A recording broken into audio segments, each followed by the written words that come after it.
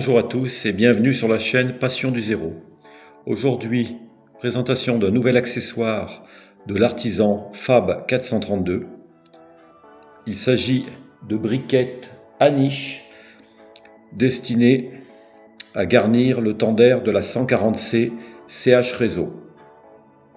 Alors comme vous le voyez, ces briquettes sont en plastique translucide. Elles sont vendues par groupe de 10. On voit bien l'inscription à niche et dessous les lettres BS. Voilà, donc comme toutes les pièces en résine translucide, en plastique plutôt, il va falloir les revêtir d'une couche d'après avant de les peindre en noir. Noir couleur charbon. C'est ce que nous allons faire par la suite.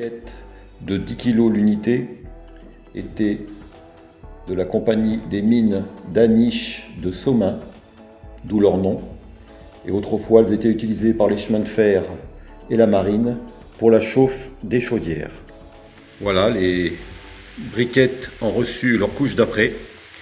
Alors je les ai posées sur un double face afin qu'elles tiennent bien, qu'elles ne valdinguent pas avec le jet de la bombe d'après. Maintenant, il reste à leur appliquer une couche de peinture noir mat, ce que je vais faire avant de pouvoir les positionner sur le tender.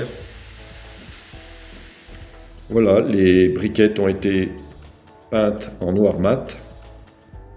Et une fois qu'elles étaient sèches, j'ai mis un peu de pigment Dark Steel de chez AK pour faire sortir un peu l'aspect luisant du charbon.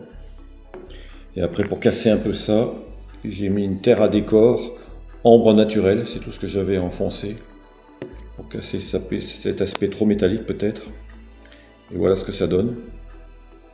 Et maintenant, il ne reste plus qu'à les installer sur le tender.